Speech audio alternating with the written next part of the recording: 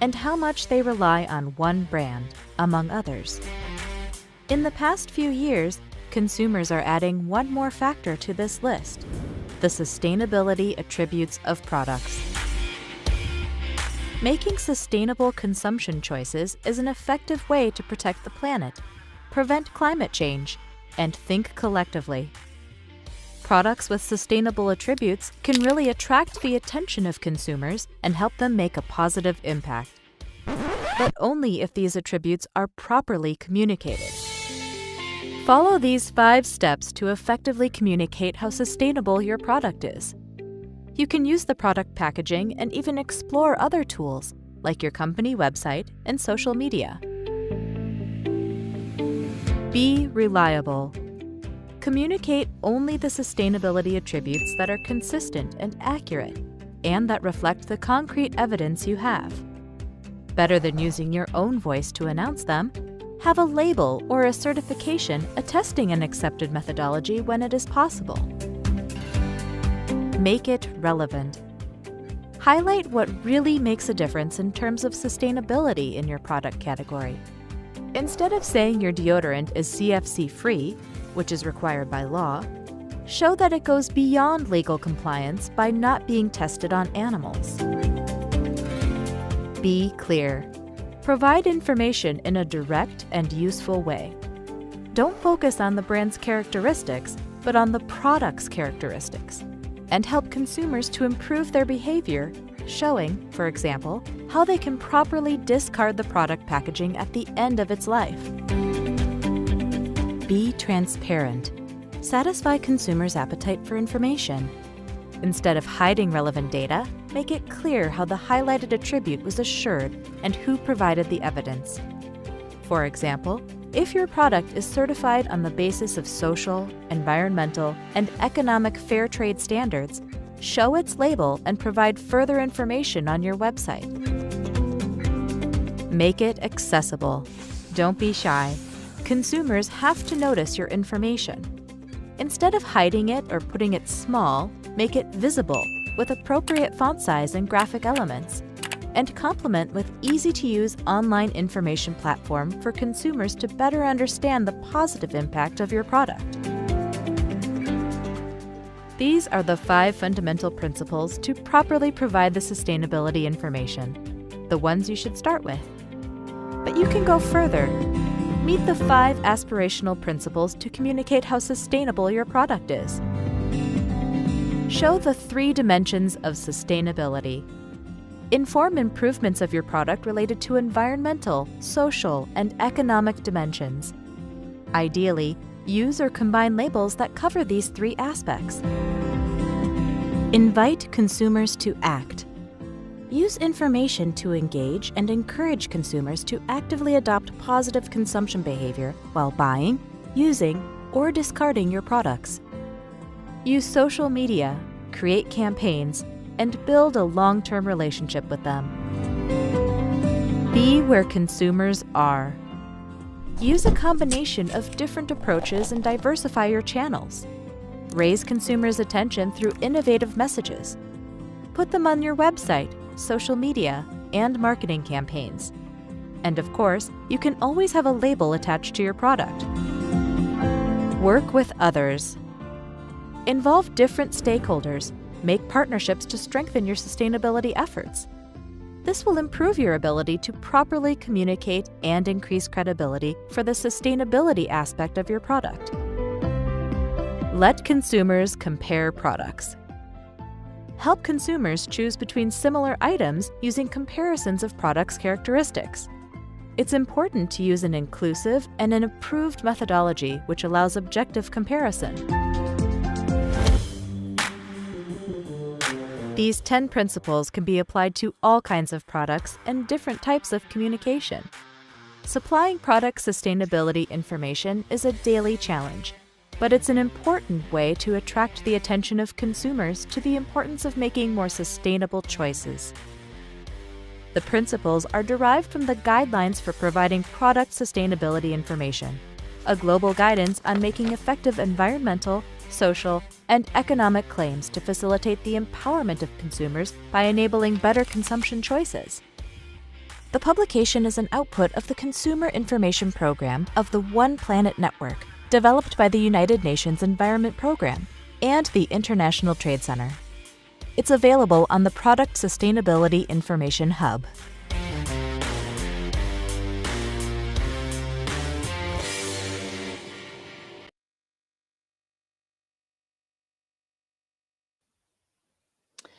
So welcome and thank you so much for joining us to Reaching Consumers through Credible Eco-Labelling. And that was a fantastic way to start, because indeed it says and explains that clear messaging for enabling consumers is such a critical conversation. And we've got some experts here today to help strengthen our own learning about how to ensure that we really are making responsible consumption and decisions through credible eco-labelling. So a little bit about me. I'm Kate Harris, Secretariat of the Global Labelling Network, and I'm coming to you from Australia. This is very much a global conversation to you today, and in Australian tradition I would like to acknowledge the traditional owners of the land that I stand on today, which is the Wiradjuri people. So without further ado, I'd like to tell you a little bit more about Jen and Ecolabels before we then move on to the experts that we have, and we have lots of interesting conversations for you. So we'll just pull up my slides. So as I mentioned, we're with the Global Ecolabelling Network and I'm the Secretariat. Next slide, please. Sorry. So why do we need Jen and why do we need credible eco-labels? So we're a not-for-profit organisation that was established in 1994. And so we've really been around a good while driving the important mission of responsible consumption. And we need all of us and all of you to help make this work. So we're here to improve, promote and develop eco-labelling, and most importantly, the emphasis is on credible eco-labelling. We represent Type 1 eco-labels and very much a global organisation with 37 members. And we are a tool that can be used by officials, retailers, government, consumers, and you'll hear very much about that today. Next slide, please.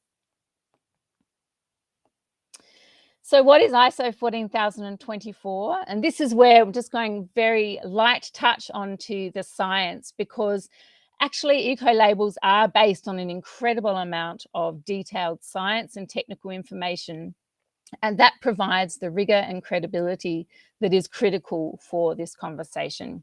So the ISO 14024 is an international standard based in the ISO 14020 series. And so you can actually purchase that and go through and deeply understand what an eco-label is. And there is a lot of confusion between what others are self-declared claims. And a lot of people think there's many eco-labels out there, but indeed, it really should be an ISO 14024. Next slide, please. So what does that mean? What makes an eco-label credible, and how do you and I know the difference? So we see the importance of the entire impact being woven into the eco-label. So we call that a life cycle eco-label. And that means that it touches on every single component across the life cycle and where it matters most. You will hear people talk about type 1, type 2 and type 3 labels. And if you do, type 1 is the ISO 14024. Type 2 is more around claims where perhaps the manufacturers send their own. And type 3 is more like a data transparency tool, environmental product declaration. Next slide, please. Just like UNEP, we've got our own video which we play, but I really encourage you to have a deeper, closer campaign video actually demonstrates the life cycle approach and why it matters that it's not just one single aspect. Next slide, please. So when we're talking about environmental excellence, we are talking about it being voluntary. It's beyond minimum compliance, and it is to drive best practice in manufacturing. As I said, it's the ISO 14024. It is a life cycle-based approach, which means it starts from extraction all the way through to end of life, recycling, take back, and of course, circular economy solutions and the new life. Transparency is critical. So make sure the Ecolabel provides transparent criteria and information so you know exactly what it means and why it matters. And of course, third party. Always ask yourself, who is actually doing the eco-labeling here? Is it the manufacturer or the distributor? Do they have a bias? And that's where eco-labeling in the ISO 14024 is really critical, making sure there's that removal of bias and that we're an independent body actually helping to support you to understand this is a good product. And of course, multiple criteria. That's not just one focus on one thing. We have so much to do with people and planet that we do need to address all of these issues all at one time for our products and services. Next slide, please. So why do we do carbon? Why do we do chemicals? Why do we do looking at biodiversity? You know as well as I do that we have so many critical problems at a planetary scale, and we really don't have time to address just one at a time. And that's why the total life cycle eco-label is really critical. So again, ask yourself, and if we go to the next slide, perhaps what are the challenges and the problems with some of these products you see and why we have eco-labels for them. These are some of the standards our members have. And of course, things like cleaning products have significant aspect and impact on human health. We have construction materials on climate change, and the list goes on. And you're going to hear much more deep dive into how some of our eco-labeling experts and users and manufacturers are working with them here today. Next slide, please. So of course, eco-labels just aren't for consumers. They are of benefit to manufacturers and distributors as well. And it is about leadership. At the end of the day, it is about showing that you have a commitment to people and planet and doing better. It can lead to a market advantage and a point of difference to your competitors, and also shows that you have a genuine environmental benefit and not, which is really critical, and you'll hear some of that today. And you also saw that in the video. So putting these together to really understand how that you can help fight the good fight against greenwash is critical. Making sure that there's validation and rigor, and again, that third party, it's someone else saying that actually this is a leading product. Also, eco-labels should be accessible in markets and relevant to the product, and inspiration, a real reward to people doing the right thing. Next slide, please. The next one is just the video, and again, you've seen that all the way through, but I'd urge you to share it widely in terms of understanding every time you go to a supermarket or retail, picking up those products and questioning. There are thousands of labels out there, and actually seeking to understand, is it credible? Is it an eco-label? How do you know? Who has actually made that label and by what criteria? Next slide, please. So enough about me and enough about Jen. That really is an introduction so you understand what we're really talking about when we're talking about eco-labels and that importance of credibility. We have two halves here today in this panel. So the first half is more broad around why this matters, and you're going to hear from Julia and Pauline and Eva. And then we're going to do more a deep dive into a particular sector, and you're going to be hearing in cosmetics and beauty and how eco-labeling and leadership in this space really is transforming. So thank you very much from me. We're going to go to Julia first, I believe is next on the agenda. So welcome to Julia. Good afternoon. Good afternoon, dear colleagues. And while my presentation is turning on, I would like to say that the past days were very interesting for the topic. And this week, we have just finished the multi-stakeholder advisory committee meeting of the One Planet Consumer Information Program. held here in UNEP office in Paris. And ecolabels, together with the guidelines for providing product sustainability information, were discussed a lot and proved to be an effective tool to provide credible information for consumers. And yesterday, at the plenary session of this conference, it has been mentioned that consumers need simple tools that can help them to make their choice at the point of sales. So I want to share with you one practical case of developing and using of one of such tools. And this is the mobile application Ecolabel Guide. And next slide, please. At the plenary session, we have learned a lot of good statistics about the current consumer expectation and challenges. And I have more numbers on this slide.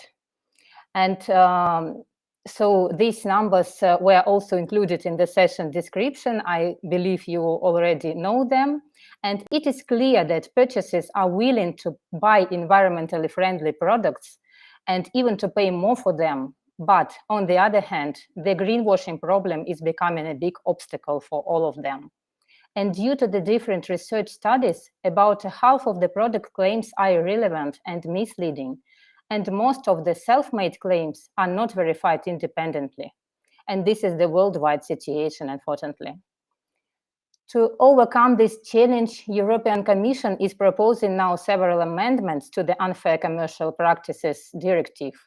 And namely, new practices are added into the existing blacklist of prohibited unfair commercial practices.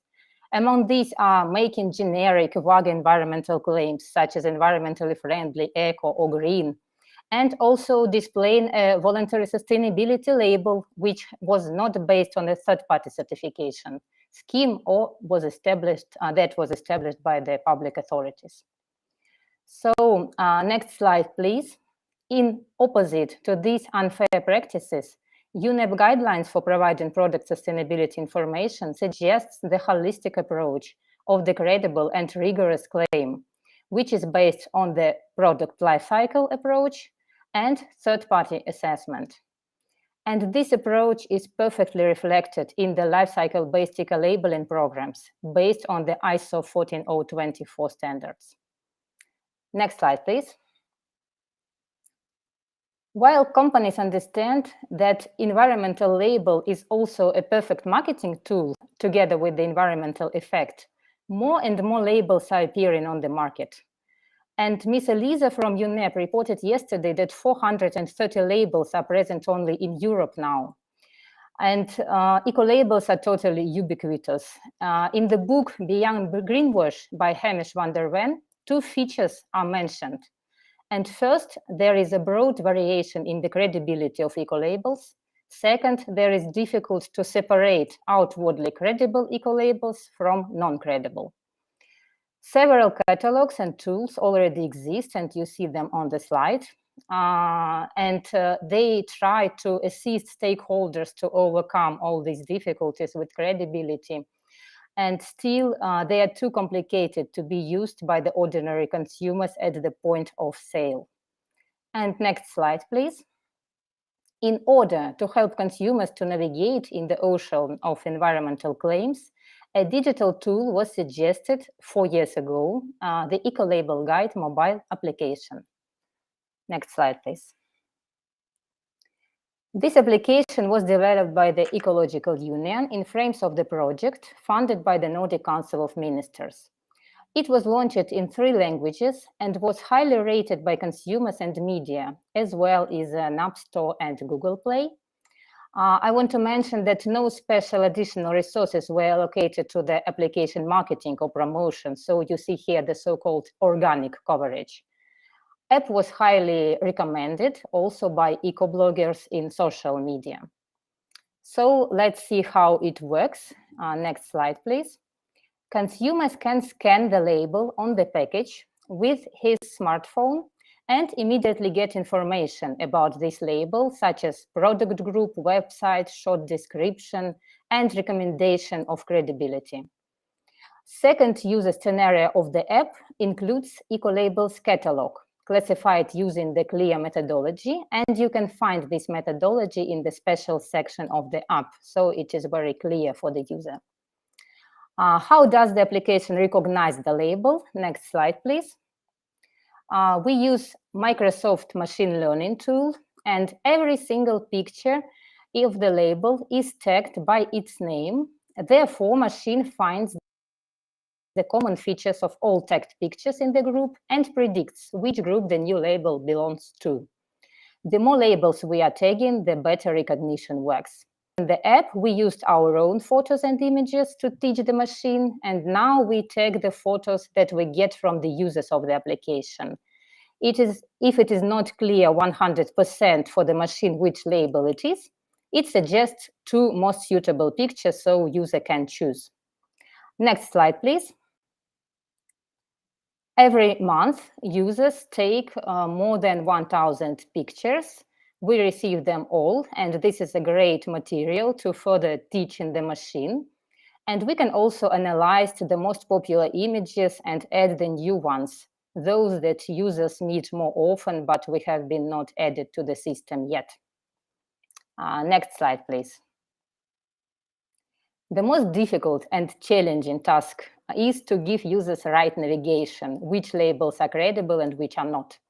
And we used the approach of the United Nations and the ISO and divided all the labels into several groups. The most recommended are life cycle-based ecolabels, and we also recommend single-use environmental and sustainability labels. We give information also about all the other labels that cannot be considered fully eco, for example, or need additional attention from consumer because this is the rating label systems. As many consumers can, also the informational labels, for example, such kind of recyclability labels, we also included this information into the app so that consumers can take information about them as well. And the next slide, please. Although the app may seem to be a very primitive tool and the classification is very simple, there have been a lot of work behind and the attempt to have a scientifically based and credible approach. At the same time, we need a very simple and clear tool for the ordinary consumer that he can easily use. And we believe that the app used by consumers can help them to make a right choice and through that influence both retailers and producers to make and sell more environmentally friendly products and credibly justify them. So we still have a lot of to do. Next slide, please. And we still need both comprehensive, constant technical support of the application and further development of it, including its content and usability simultaneously. And it already has a good basis and showed that it can work successfully. Although the project doesn't have any constant financial support now, therefore needs good partnership or patronage. And my last slide, you can explore the possibilities of the application by downloading it for free right now and send us your very valuable feedback. And we believe that such simple tools of consumer information can really change their behavior and help to achieve the aims of the One Planet program and save our planet. Thank you very much for your attention, and I will be happy to answer your questions. Thanks so much, Yulia. And Dr. Yulia Gutierrez does amazing work with Eco Union and Vitality Leaf, one of the Ecolabels and Gen members. And thank you so much for all your work on the guide. I have it on my phone and use it a lot. So we'll move through the three speakers and then we'll have the questions all together. But a big thank you to Yulia. Much appreciated. Our next speaker is Pauline Toulemond from ADIO, who you can see on the screen, who's the CSR project manager and has 10 years of experience in working in supply chain and environmental impacts in the DIY sector. So a big welcome to Pauline. Really looking forward to hearing about your experiences. Thank you very much. Thank you for having me today. I'm really happy to share what we are doing within ADIO. Maybe let's start the presentation. Just a few words of introduction about the company. You can go to the next slide. ADEO, we are a retail operator in the DIY and home improvement sector. We are working as well as for residential people and professional customers with around 30 companies around the globe. You can go on the next slide. And something that's I think is important is that it's a French-based company, and we are going to be 100 years old next year. So in terms of sustainability, that's something that we can applaud. And we began to expand internationally in the year 2000s. Next slide, please. As you see, I was talking about international. We are today in 14 countries. The slide is a bit old because we are 150 collaborators all around the globe working to serve our customers on different countries, mainly Europe, but also Russia, Latin America with Brazil, South Africa. And we have sourcing offices in Asia. Next slide, please. Since a few years now, we have been working and more defining our strategy on sustainable development. And we call it We Make It Positive, because we want home to be a positive place to live in. And if we want to translate that We Make It Positive into the topic today, our products that we can find in all the stores and on our websites, we have developed a strategy that we call Positive Products. Positive Product is our eco-design approach to evaluate and improve our offer, working on 6 major pillars: the resources, the production, the impact on the planet and the packaging, the hazardous substances that can be used also in the product, the use phase, and finally the fiability and the repairability of the products that we are selling. So this strategy is really driving every actions that we take in order to improve our product impact.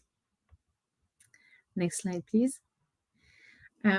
This strategy is also a 2-level approach. That is something important to know, because we have said that some topics are mandatory, and we push all the companies, and through the governance, we have made sure that all the quality teams are applying our requirements to ensure to the reach of a certain target. And some topics are more voluntary at the beginning, to let every companies within the group explore, learn, and improve themselves before making it mandatory. So it's also enables company to learn and to discover all these topics. If I take an example of a mandatory one, we have a policy on sourcing wood, and all the wood that we are using for any type of products that we can find in our store must come from a responsible resource. And you will see the labels that we are working with in the future slides. As I was saying, for the wood traceability, when we are talking about the sustainable resources for the first pillar, for wood, we are working with the FSC and PEFC standards, but also we are going further when needed to make sure that in terms of if there are conflicts, we have developed a full due diligence. Regarding the recycled content, we will work with the global recycle standard, but also we have worked and dig up, because the labels and recycling content are quite new, and we need to make sure to find the best one. So this is the beginning. It may evolve, but we have identified UL validation also. Globally, for material traceability, as a global standard, we have the Global Organic Textile Standard, and then depending on the material, we will have the organic content, organic blended, and the responsible wool standard or down standard, which I forgot to put there for the product that will contain the down. So really, we are trying as much as possible to rely on existing standards and to work with companies that have developed and used those standards to foster these good practices. So that was for the resources. Next slide, please. Regarding impact, Safe for Planet. So closing up two labels that are at topic today. We, of course, rely on the global eco-labels. So the European, the Blue Angel, Vitality Leaf, and NF Environment for France. For water consumption, we are trying to work with the consortium that is working on the water label to try to have also an harmonized way to assess water consumption. And finally, the energy consumption, the energy-related products, which is mandatory, but also we are using it to assess and to improve our products, trying to have always best grades products. Next slide, please. Another one that we are using also is the Ecotex, mainly because the pillar of Safe for People is really important for us as we are in the DIY. We are using a lot of chemicals. Chemicals in this mean can be used for textile. We can spend a lot of time on our couch or wearing the protection that we need to do the work in our house. So using this standard is also important for us. What we have done also, we have developed all this, and we made a survey to ask our customers what they were expecting from us. And we were lucky to have more than 500 people responding to us in 3 countries, so France, Italy, and Portugal. Next slide, please. And we asked them what they wanted to have in terms of information, what were their priority. So the first is that they want to have products that are made to last, that are repairable, that can be repaired, and that we have the services to do that. They want also us to work on the Safe for People pillar, which means working on the hazardous substances will be really at matter, and we know that using eco-label, this is a topic that we can treat. And finally, the environmental impact through the materials that we are using. So you know that when we are referring to label, we can work on all of these pillars, which is a really good help for us. Next slide, please. And finally, just a few information on the major products they want information on. So the paints, it's not a surprise. As long as you are treating chemicals, it's always where you are having the most doubts. The heating products, the construction materials, and finally garden and furnitures are the ones that information is required, mostly for materials, for chemicals, and environmental impacts. And a small example on how we have begun to communicate about that externally. Here is the website of Leroy Merlin Spain, which is one of our biggest brands, Leroy Merlin. And we are advertising the eco-label as a filter for the customer to be able to select only products that will answer to this standard. So that was just a few examples. Thank you for your presentation, and happy to answer questions. Thanks so much, Pauline. And you spoke to things that are very dear to my heart, having worked with building materials for a while. And I think we really underestimate on human health, actually. So interesting that that's coming up for consumers, and fantastic to see that you're really deeply considering that. And as I said earlier, people and planet, we really do need to consider both those things, and we often underestimate. Being in a sheep area myself, I also good to see the responsible wool standard as well. So thanks very much, Pauline. My pleasure.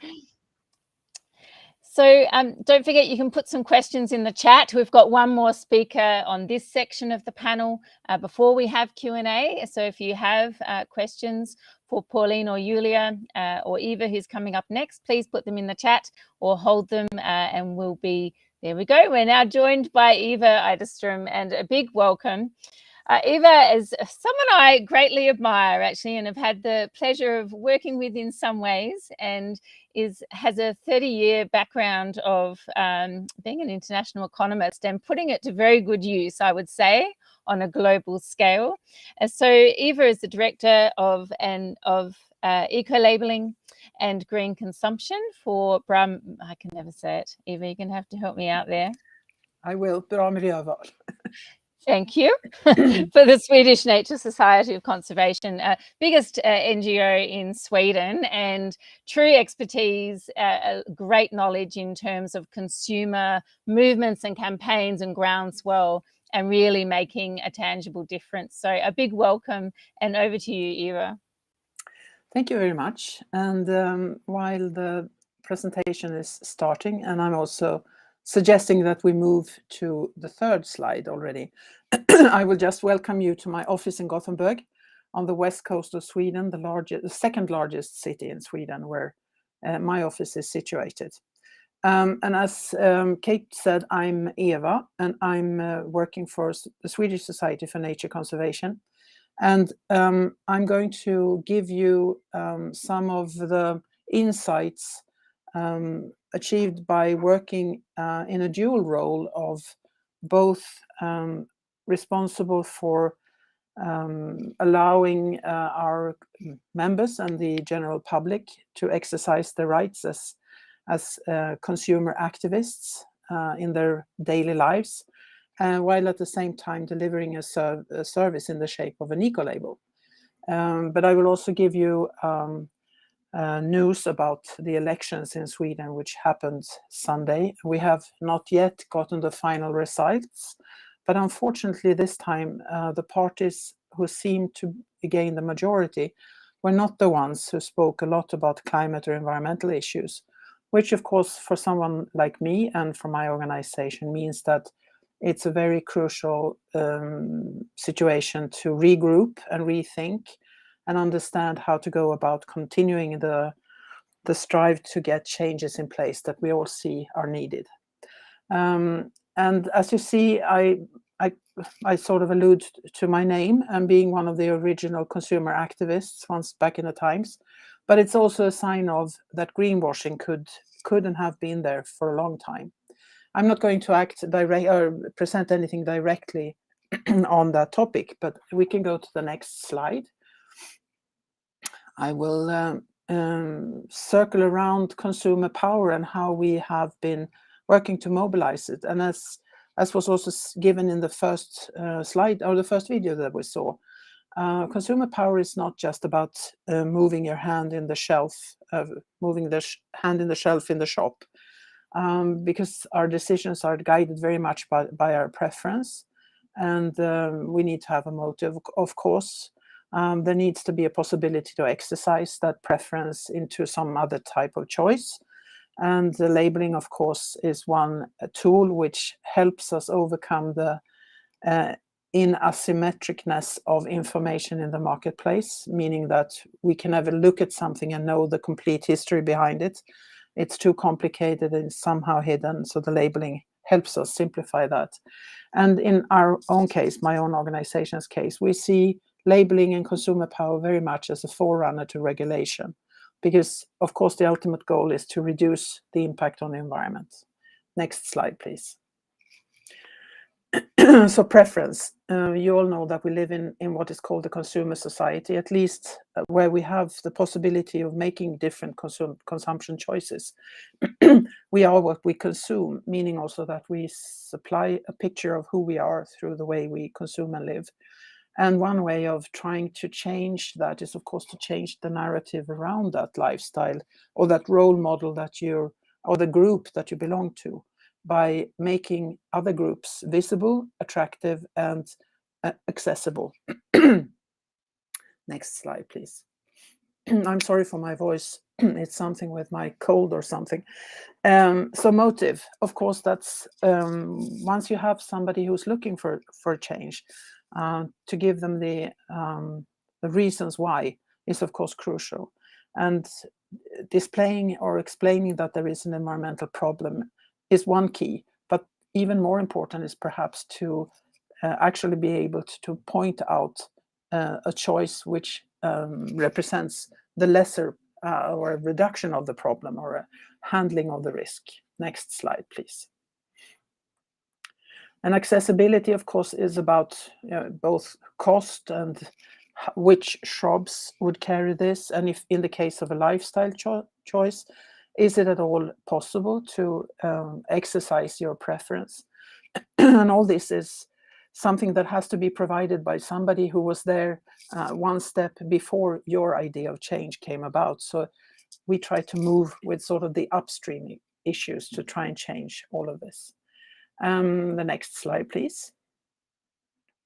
You've all seen you've already seen a lot of this bird, but I'm just going to give you a live picture of a peregrine falcon, which is the symbol you see in both in our organization logotype, and next slide, please, in our eco-labeling logotype. And it's because we've been working a lot to preserve the peregrine in the wild in Sweden, one of our successful nature-saving issues. Bra miljöval, or good environmental choice, was established in 1990, so we were fairly early. And it's one of the few eco-labels which are established by civil society organizations like environmental conservancy groups or environmental organizations. My organization has about 200,000 individual members, so that's what makes us the largest in Sweden. The eco-label has currently 12 product categories. You see them below, and you can read more about Bra miljöval by going to the website address I gave at the last stage. Next slide, and we can make it 2 slides. To mobilize consumer power is to mobilize for change, change in the transition of society. And what we learned, and we actually started campaigning at the same time as we started constructing the eco-label, we early on understood that the campaign strategy needs to be built on the positive choice. Not only about telling the problems or giving people knowledge of what is wrong. You have to give them the possibility to use that engagement into something which would alleviate the problem. And that's been what we've consistently used. Give people a choice, even if the steps are small.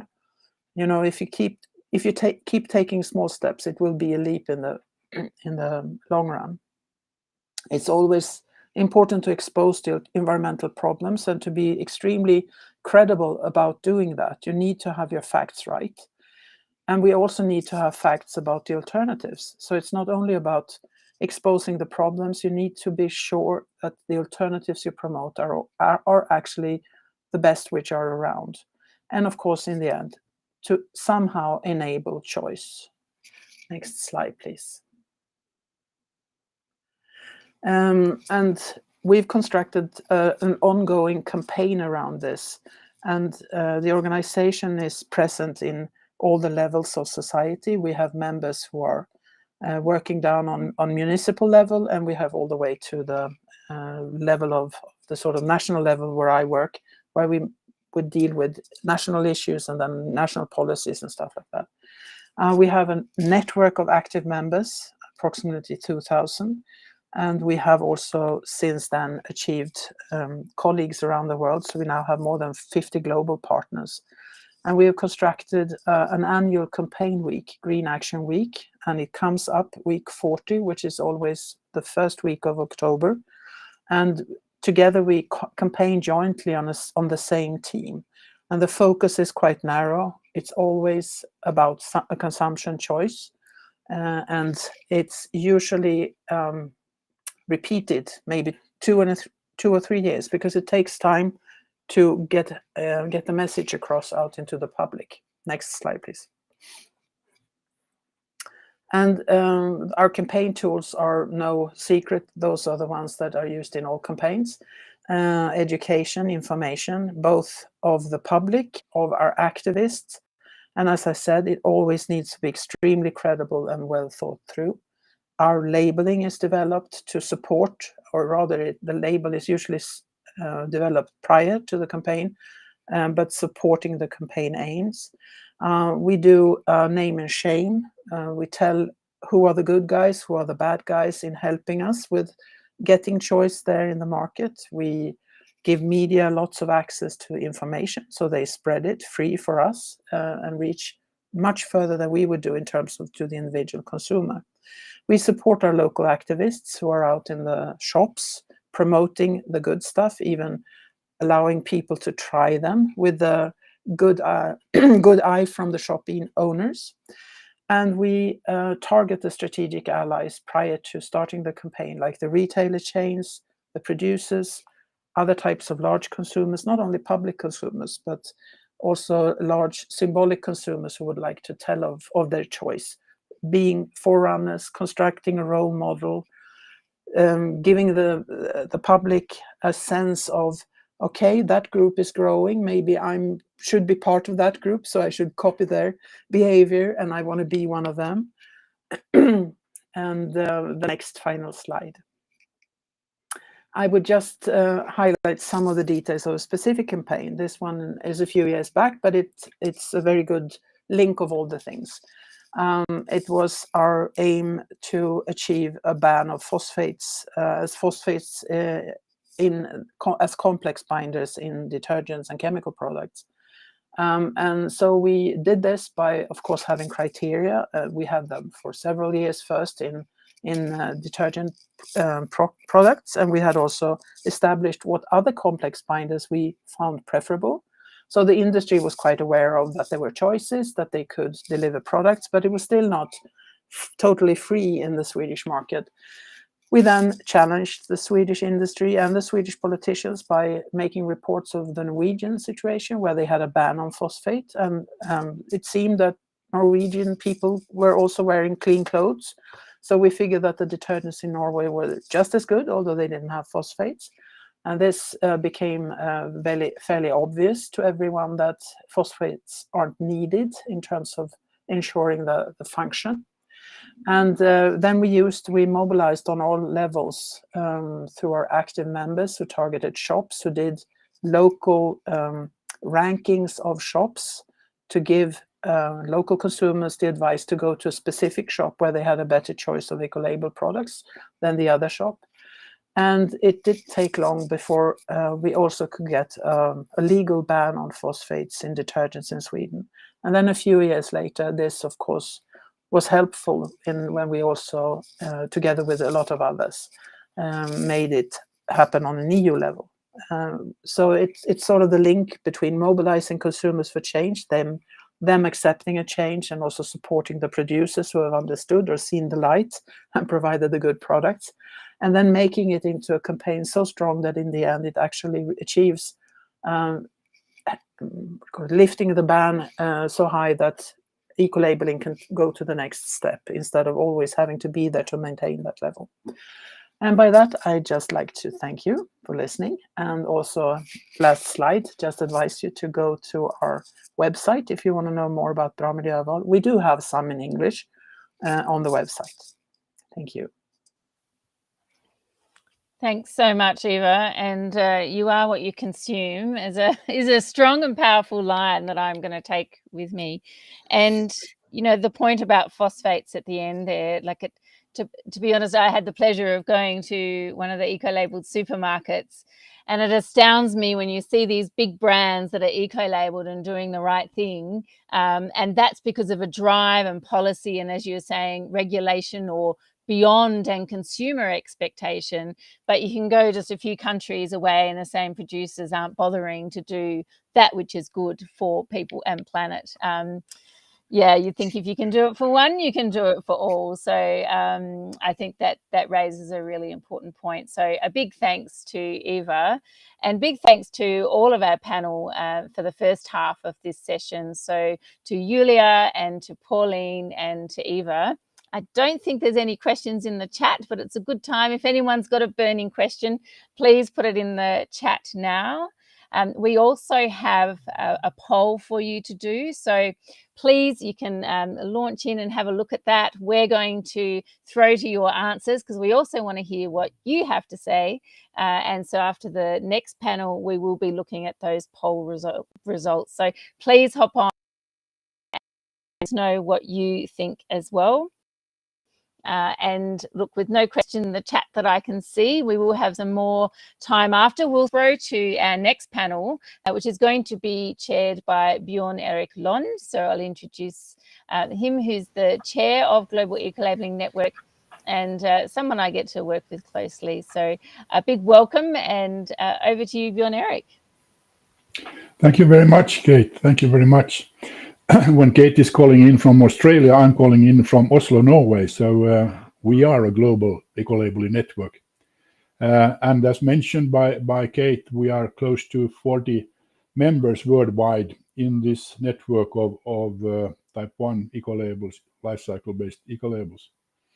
And during the roughly 30 plus years that has been seeing these new labels coming up, and we often start up with traditional product categories that are having a big impact on the environment.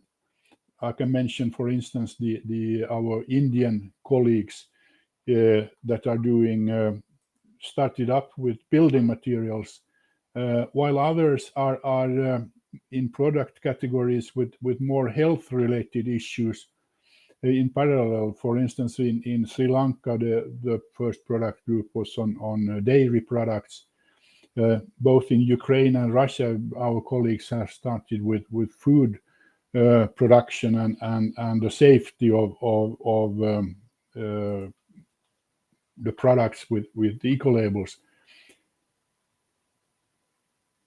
I'm working or have been working now for well, many years with the Nordics One eco-label, and our first presenter in this speaker in this session will closely or show more of what Nordic is, but it's 5 countries up in the northern Europe, and we started up with the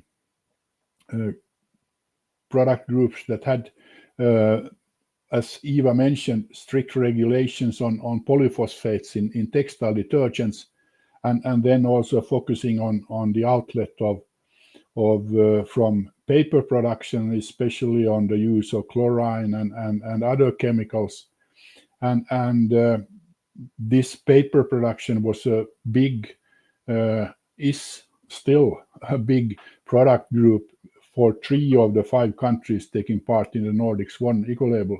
So it's reflecting also the market and the production to use the label even outside of the target countries where the eco-label is well known and appreciated and used as a informative tool of choosing the right products. But then in the Nordics One, we have learned that there's a need also for reliable, holistic consumer information, not only for the environmental aspect, but also the health perspective. And these are tightly connected in all skin-applied products, like what we call now cosmetics. So we are moving into that specific product category and have the pleasure to introduce Trine Pedersen, who is the senior consultant within Ecolabelling Denmark. The eco-labeling organizations in these countries have both the Nordic Swan eco-label and the EU eco-label on their table as responsibility. We are now talking about the Nordic Swan and how that came into the cosmetics. And the second speaker will then be a practitioner, if I call it like that, a licensee who is very much appreciating the work we are doing. Jörgen Schött will tell about how Scents, the company he is the owner and CEO of, has been using the different labels and how they are in use today. So please, over to you, Trine. Well, thank you. Yes, I'm going to tell you a little about the labeling jungle on soaps, lotion, and cosmetic, and how life cycle eco-labeling covers all concerns. Next, please. As Bjørn Erik already told you, the Nordic Ecolabel is established by the Nordic Council of Ministers, and it was established in 1989, and it covers all the 5 Nordic countries, as you can see here. And we are more than 200 employees at those offices we have in those 5 countries. And today we have about 2,600 licenses in total. And there are more than 32,500 certified products. And last year we have approved more than 2,000 applications in all the Nordic countries. And in our region we are 27 million inhabitants, and the awareness of this eco-label is more than 95%. Next, please. As you can see, we have a lot of different kind of products that can be labeled with the Nordic Ecolabel. It's a wide range of product, and there is 56 different criteria set, and in those criteria set there is more than 200 kinds of different products that can be labeled with our label. Next, please. I'm going to tell you about the cosmetic products. We have more than 25 years of experience with cosmetic products. In 1996, we started with rinse-off products. Later on, we got leave-on products, and in 2010, we got common criteria for both rinse-off and leave-on in the same criteria documents. Next, please. All cosmetic product covered by the EU cosmetic regulation can be labeled with the Nordic Swan eco-label. And we also can label wet wipes, sex products, and as well as animal care products. Our criteria is in 5 committed group. It's normal rinse-off products and sun protection, wet wipes, and what we call other cosmetic is the other leave-on products. And then we have this group of non-cosmetic care products, which means products for animal care and sex products. And as you can see, there are about 40 different kind of product types in this criteria. So it's, yeah, it really covers a lot of different kind of products. Next, please. The Nordic Swan eco-label has to fight for attention with a lot of different brands on the Nordic market. It can be brands created by trade associations, private organizations, or even private companies. And for many of these brands, the requirements are not transparent, and often an independent third part check is lacking. And many of these brands only focus on one specific area of the life cycle perspective.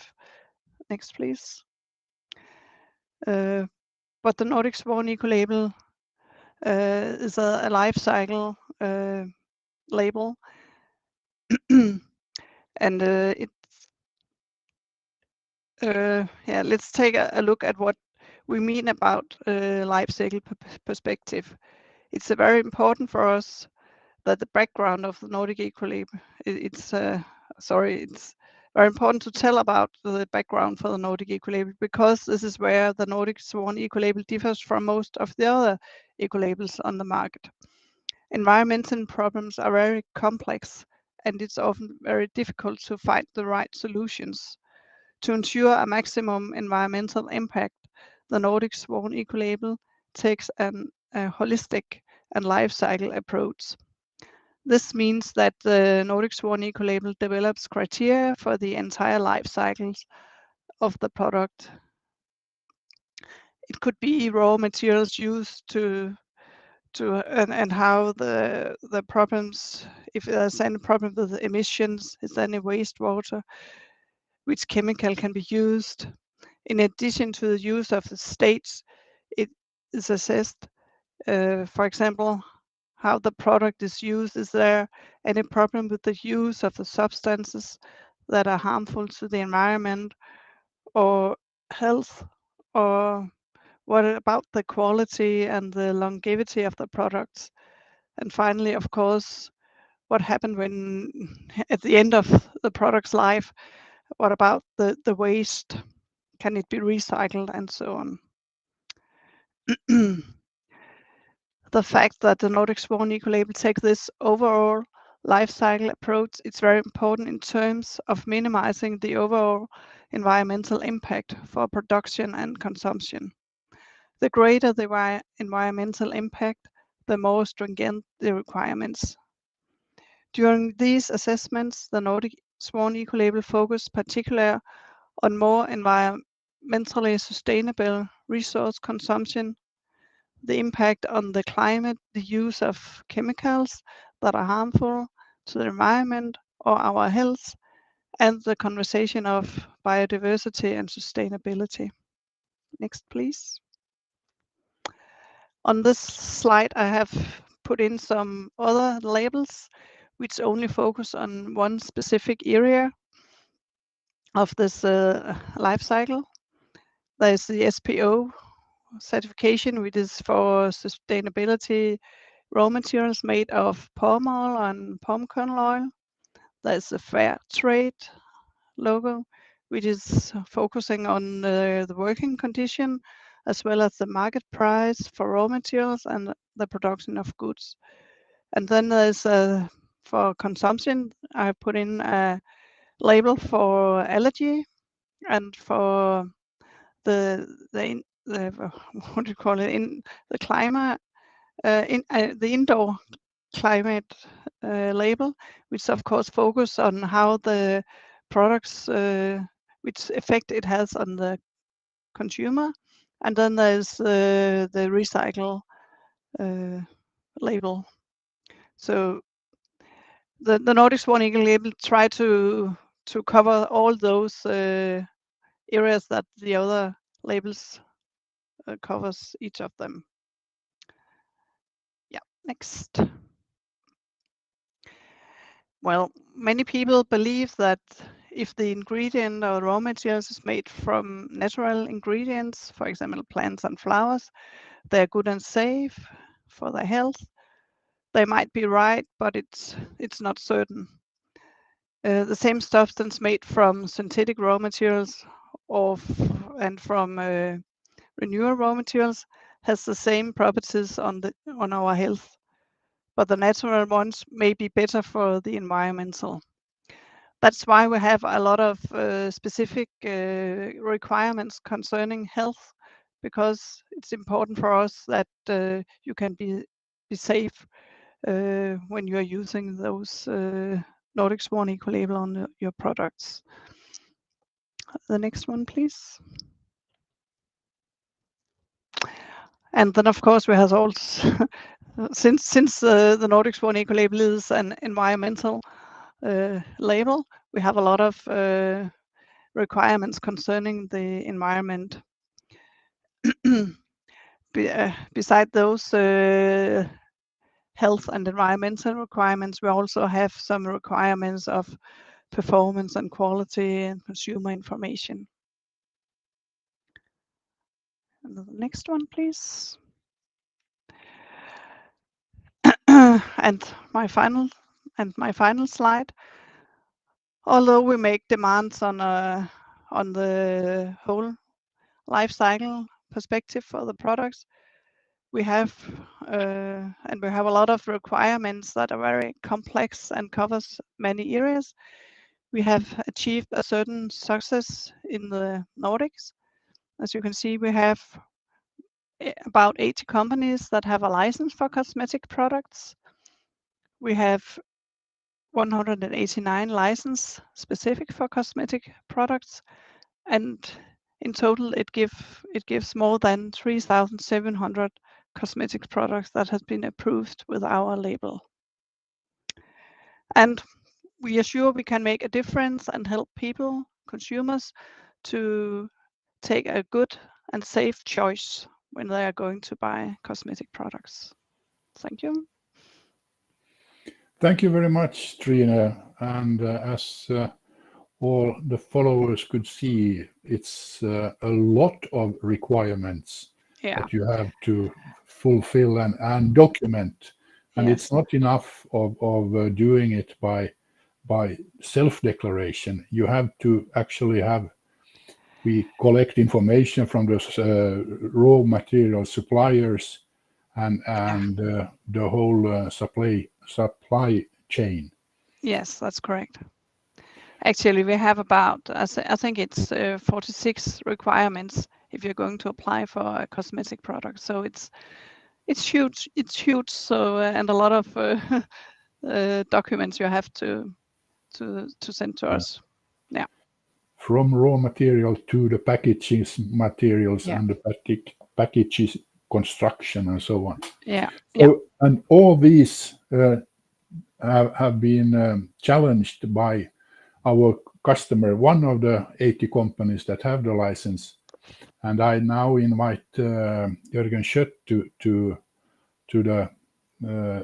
do his presentation of how he has found this way of landing, of using also the Swan Ecolabel on his products and also, as I understand, other labels for other purpose, because the consumers are not, even if the knowledge and the recognition of the Swan label in the Nordic markets is extremely high. Actually, we found the new record high in a consumer poll in the Nordic countries, that now we have a recognition that is over 95%, and that's higher than the label of Coca-Cola, for instance. But anyway, please, Jörgen, tell the story of scents and how you have been using labels for the consumer market. Please. Yeah, thank you, and thank you for having the chance to tell a little bit about scents and our perspective on certification and also on sustainability. Scents develop and sells cosmetic beauty products, and then we also operate a large green hairdressing chain. We have been frontrunners actually for more than 20 years. My wife and partner in Scents actually, together with the Copenhagen municipality in 2005, actually established like green salon certification. That means that what you do in the salon has to live up to certain criteria regarding ingredients that can harm the health, and also waste management, climate, etc. And also in 2010, actually, we developed and created the first professional beauty brand, which was Swan Label. So we have been working with Swan Label since 2010, and that is actually the basic of also how we communicate with at least the Danish consumers. So thank you for the possibility to tell about Sense. Why do we use the certifications and why are we here? We think actually we have a big problem with the beauty industry. We see a lot of harmful ingredients, which actually can impact on the consumer's health, but also on the hairdresser's health. So that is one thing, a lot of harmful ingredients. Then we can see there's a lot of unsustainable packaging, and often we see that actually you don't have only one packaging, you actually put it into another, a third one. So you're using a lot of resources actually to the purpose of have a packaging for the products you use. Then we have the consumption. There's a lot of marketing saying that you need to use more and more and more, and you need to have more and more different kind of products that actually can do the same. We think that is a problem. And then, of course, we have all the things about waste and also about the packaging being made of maybe of the virgin plastic, but also the waste management is a big problem. So that is actually what we have tried for several years to do something about in our industry. So please, the next, yes.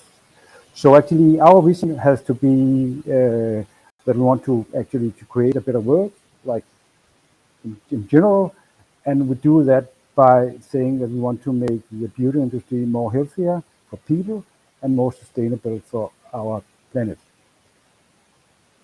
So the next, please. Yes, and since footprint where we are now, we have around 120 SKUs within hair care, styling, oils, skincare, and makeup. And if not all that actually have the Swan label, most of them have the Swan label, and we are actually just in process of making a completely new makeup line, which will have again Swan label as actually our basic, and also a new skincare line, which also will have Swan label as our basic. So we will have, I would think, around 200 SKUs within the next 6 to 9 months. We have since 15 Sense concept salons, most in Copenhagen, but also a couple outside Iceland and also in the Netherlands. We have Sense concept salons. We sell our products around the world, 20 countries. We are still a small company, and we actually have been growing mostly over the last 3 to 4 years. But if we take the next slide, I can tell a little bit more about that. Because actually in 2017, we decided to actually use United Nations Sustainable Development Goals actually as a kind of framework for our company and how we operate things.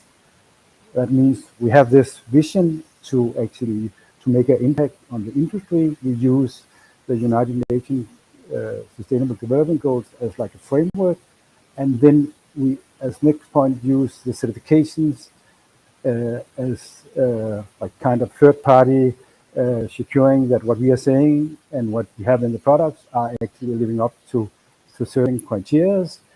And of course, then we have the product and we have the treatments in the salons. So that was a big decision to say we are using Sustainable Development Goals as a framework. Then when we talk about certification, we are, as you can see on the value bar, as we call it, in the top. It's a Swan label. It's allergy certified. It's EcoCert. It's vegan. It's a new one called Ocean Waste Plastic, where we actually contributed to pick up plastic from the oceans. It's this safe hair salon that actually Anne-Sophie was a part of creating in 2005. And it's also cruelty-free. So this is the certifications that actually we are using as securing the consumer and also securing that we are living up to external standards and criteria. Some of them have different perspectives, because that is the thing about certifications, that they are they have different perspectives. Say allergy certified is looking into allergy. EcoCert is looking into natural and organic, and so on. And that's also why we actually are using the Swan label as our say basic certification, because the Swan label is covering both health, climate, and environment. So we are working with all. Yes. You can see also that some are working with certification. Especially, we have made like a new, in 2010 it was SIMS version 1, and we have from 2018 and until last year we have developed SIMS version 2. And there we tried to go deeply into where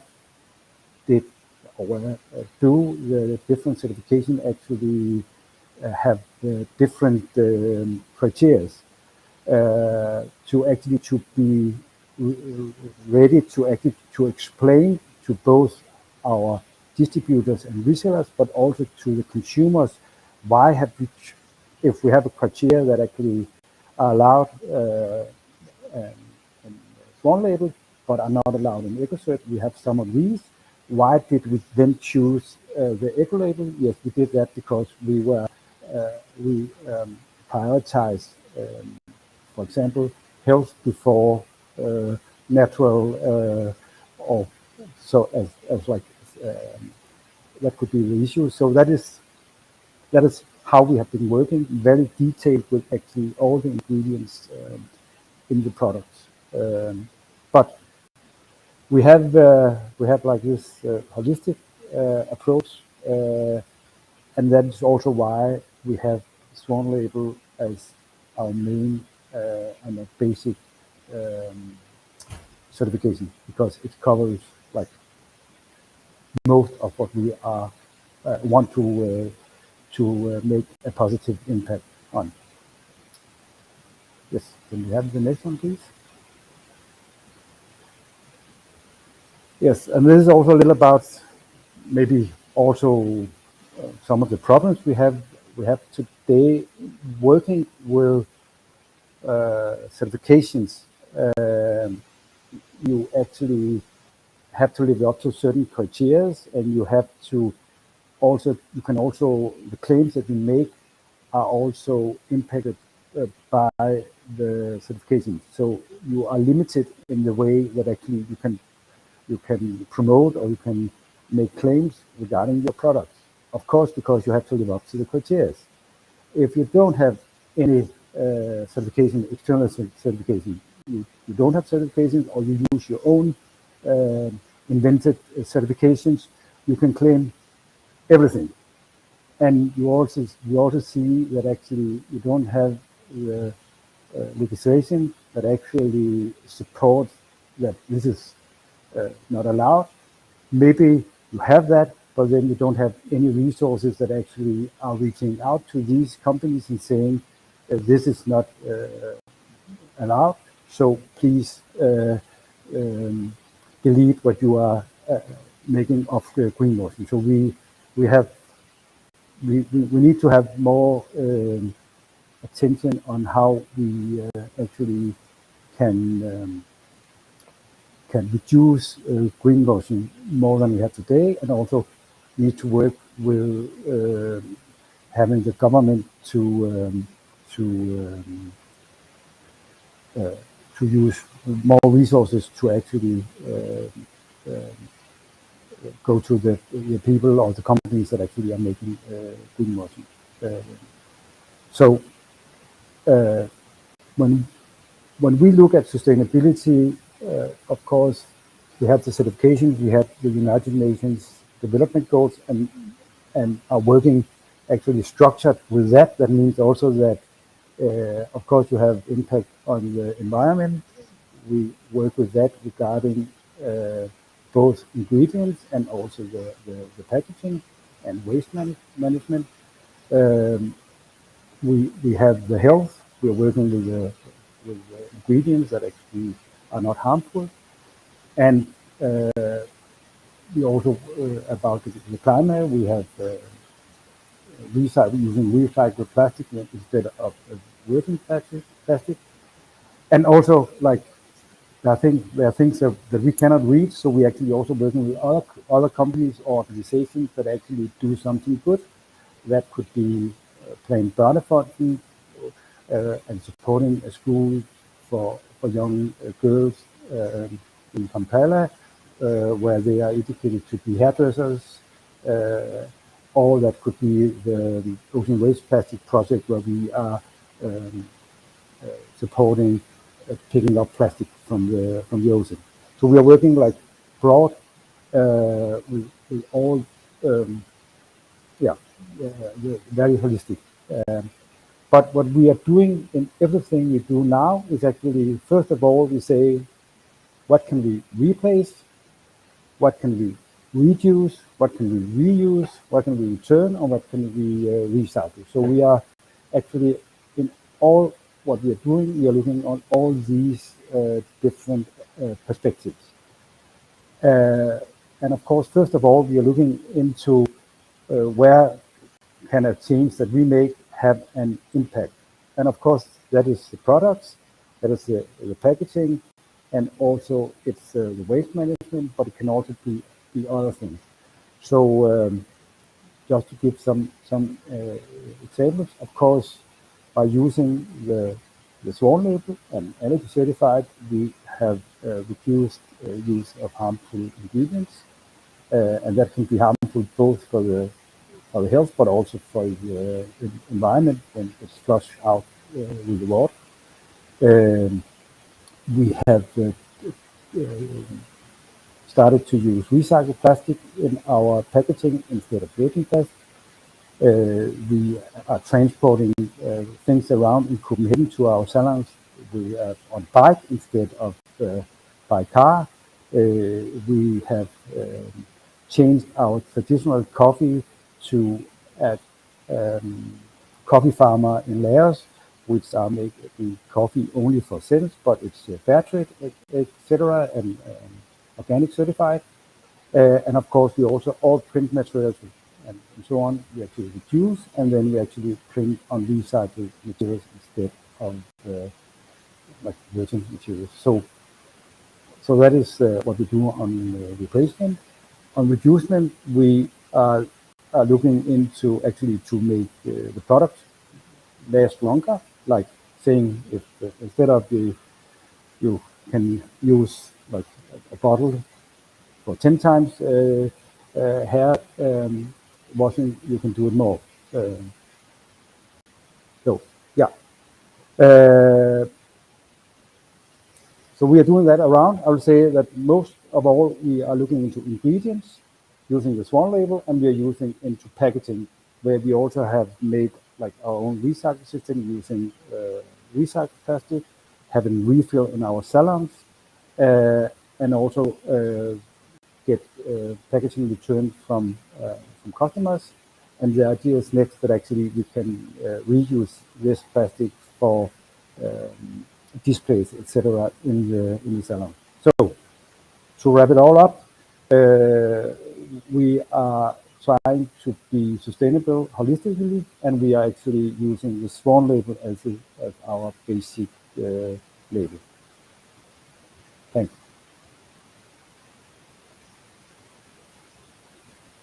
Thank you very much, Jörgen. You showed how you as a company also have this holistic approach, not only having the product eco-label, but also living the environmentally sound and sustainable way of producing.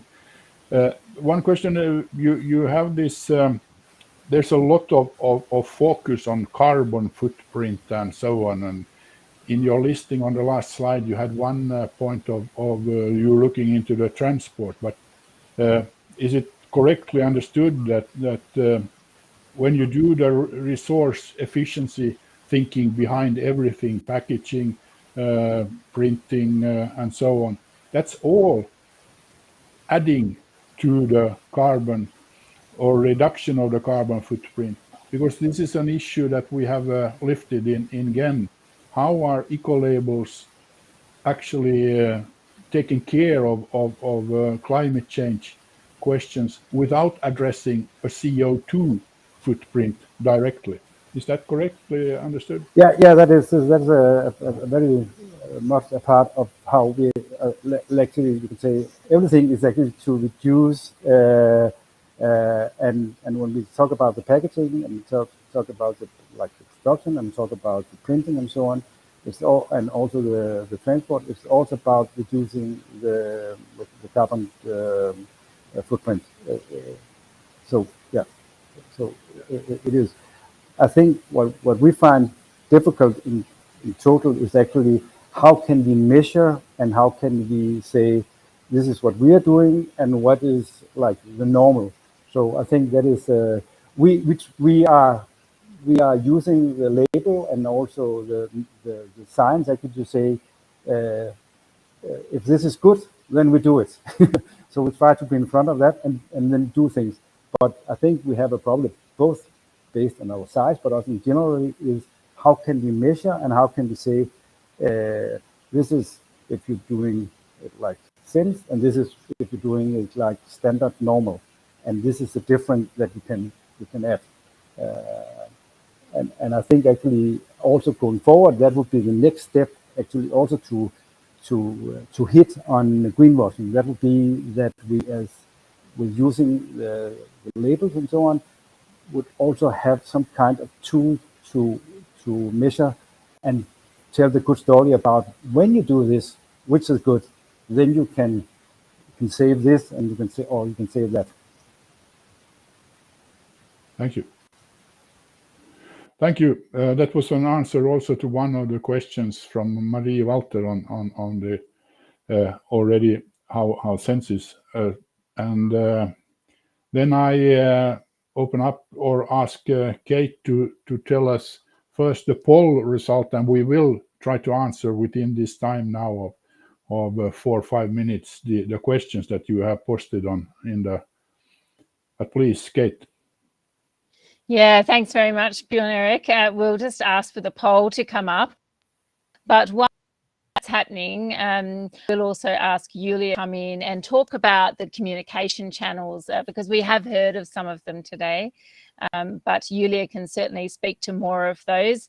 And of course, digital and embracing technology and eco-labels, it's also on its way. So we're not quite there yet, but the eco-label guide app certainly helps. You'll also see in the chat about the food responses. And yes, Nordic Swan is recognised outside in other countries. And we do a lot with mutual recognition to connect and coordinate that across labels beyond just a single region. So if we've got the poll results, it'd be great to see, and if Julia's there also. So the poll results are just coming up. Perhaps while we're waiting, here's Julia. Thank you. I know you and your team do so much excellent work in the communications area. So I thought we've heard from Nordic Swan as well, and from Pauline and Jørgen, but from your perspective as well, and all the avenues you do, what are some quick tips for communication channels to reach consumers? Yeah, thank you, Kate. I'm not the communication specialist, but still I would like to give some advices to producers.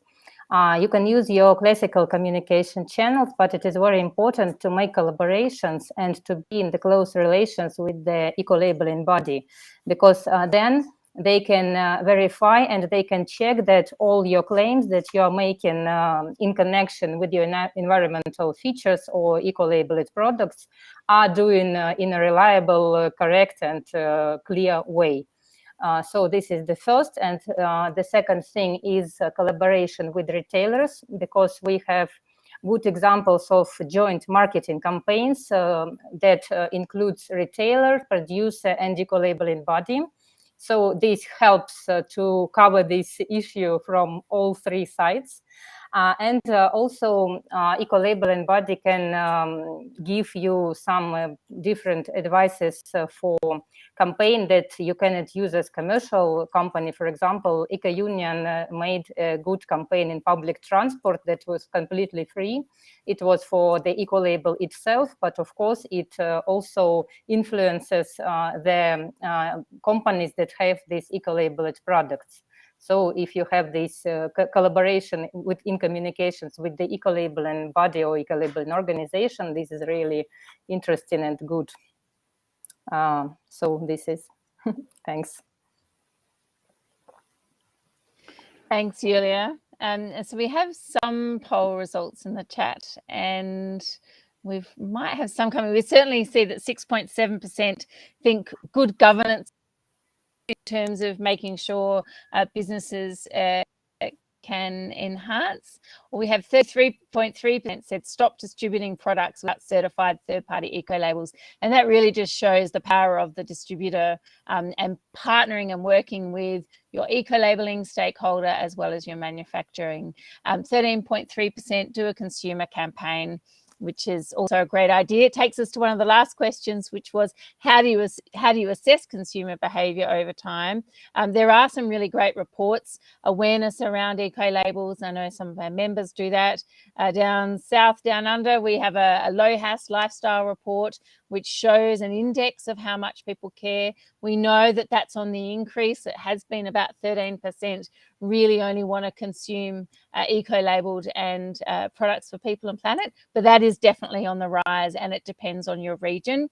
But it is something we need to continue to evaluate and understand how we can better support consumers.